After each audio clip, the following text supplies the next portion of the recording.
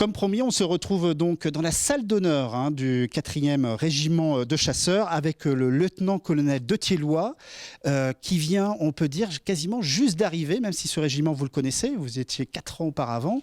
Vous venez d'arriver cet été et votre fonction, c'est laquelle exactement? Alors je suis le chef du bureau opération instruction du régiment, c'est-à-dire chargé de 2 volets comme le nom l'indique.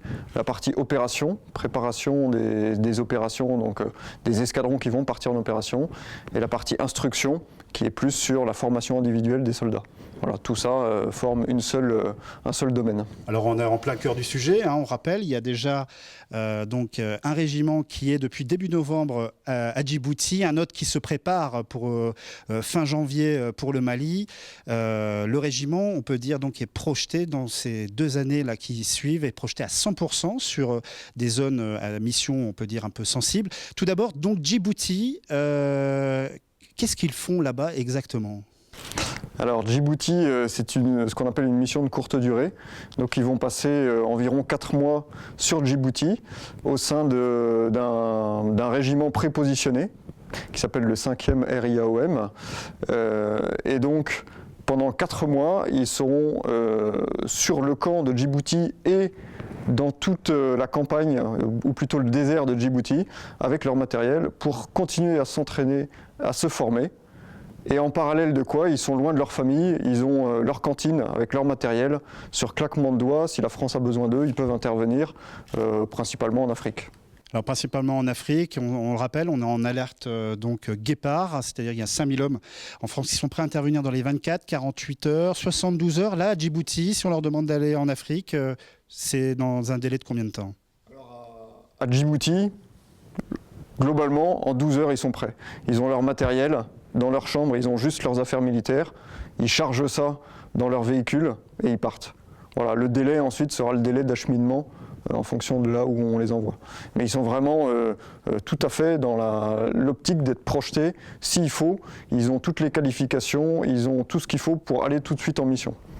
Aller tout de suite en mission, notamment peut-être aussi au Mali, en Somalie. Il y a différents théâtres de conflits, où en tout cas on a besoin de soutien de cet escadron. Il n'y a pas encore bien sûr de mission définie. Alors, il est vrai que quand il y a une crise qui se déclenche en Afrique, comme ça a été le cas au Mali, on voit un petit peu ce qui se passe en ce moment en Centrafrique.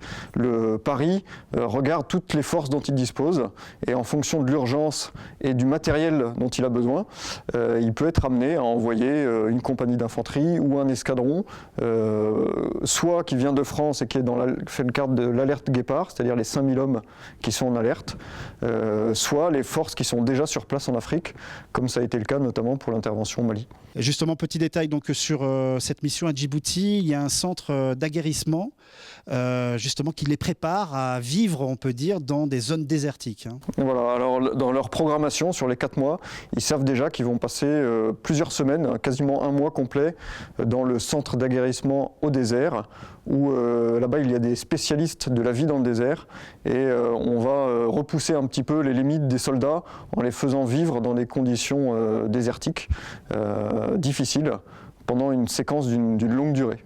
Voilà. Donc il va participer à leur force morale, à la cohésion de l'ensemble et à l'aguerrissement des soldats. Donc on le rappelle, cet escadron qui est à Djibouti est là depuis début novembre et va rester au moins 4 mois là-bas. Et autre projection, autre départ prévu fin janvier, c'est le 4e escadron qui part cette fois-ci au Mali. Oui, tout à fait. Le 4e escadron a pris en août qu'il était prévu partir en janvier. Donc depuis le mois d'août, il est en train de monter en puissance, préparer ses soldats individuellement, puis les équipes, puis les pelotons, et enfin tout l'escadron au complet avec l'équipe de commandement.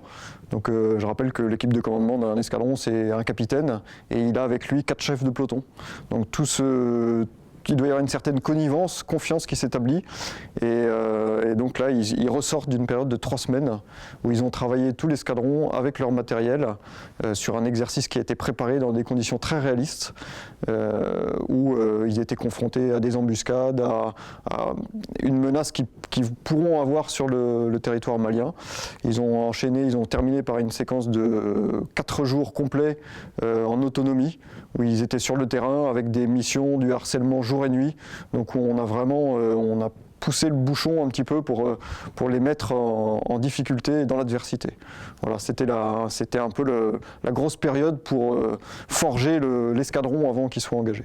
C'est vraiment un entraînement très dur, hein, en Champagne, donc du côté de l'Est, surtout avec ces températures déjà hivernales.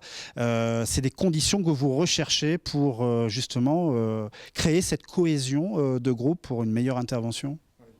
La brigade de montagne est réputée pour sa partie rusticité et solidité dans l'adversité.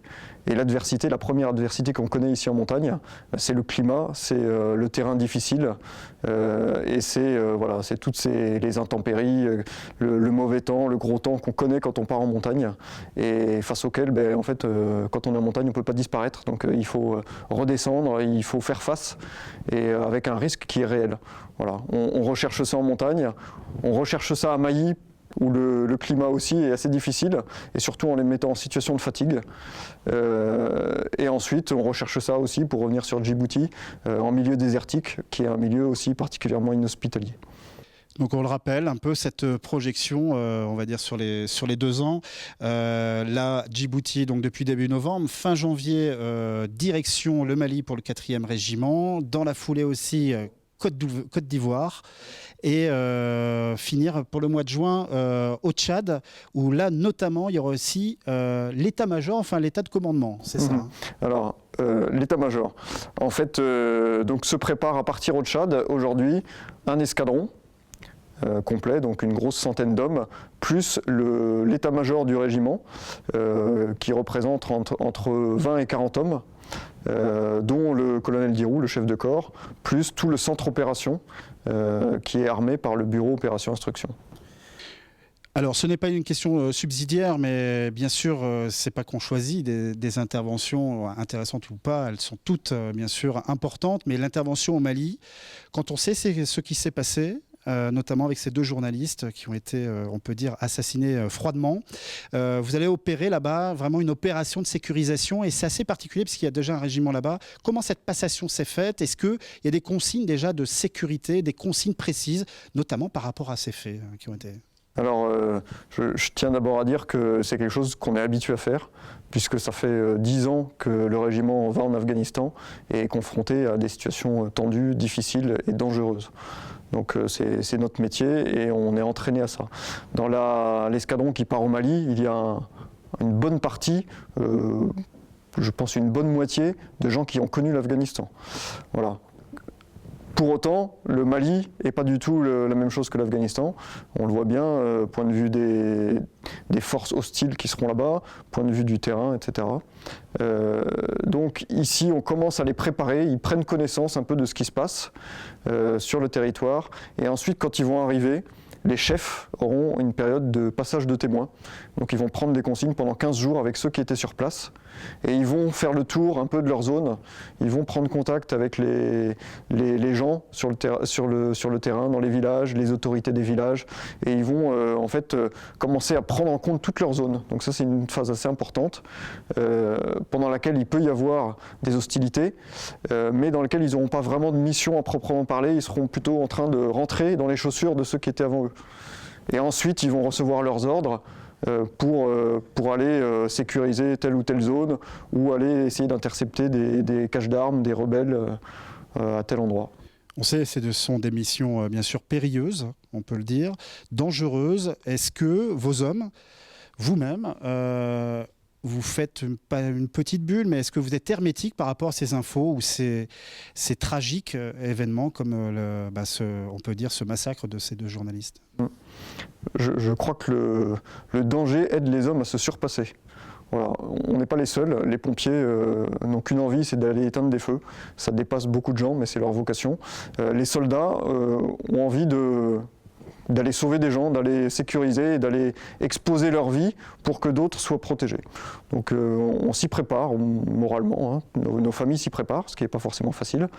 Mais je crois que les gens le vivent bien et qu'il y a une vraie motivation pour aller en opération, pour aller faire ce pourquoi chacun est rentré dans l'armée. C'est un peu pour ça, aujourd'hui, que le 4e régiment de chasseurs est projetable dans les 2 années à venir à 100%. Vous êtes le seul régiment en France à avoir ces projections pour ces 2 ans à venir. Alors, effectivement, il y a des vagues et des périodes et des moments où on demande au régiment un gros effort. Ce coup-ci, c'est le tour du 4e régiment de chasseurs, où sur les 4 escadrons de combat que nous avons, c'est-à-dire représentant entre 500 et 600 hommes, nous envoyons sur une année les 4 capitaines avec chacun leur escadron. Voilà, je crois que c'est assez unique pour être mentionné, plus le colonel donc, qui partira sans doute avec un des escadrons et d'autres éléments d'autres régiments. Merci mon colonel de nous avoir accueillis donc, dans la salle d'honneur du 4e régiment de chasseurs. J'espère que vous avez appris beaucoup de choses sur ce 4e régiment. On aura l'occasion bien sûr d'y revenir dans toute cette année, et notamment en 2014. Tout de suite, c'est le JT d'ici, présenté par Valentin Doyen.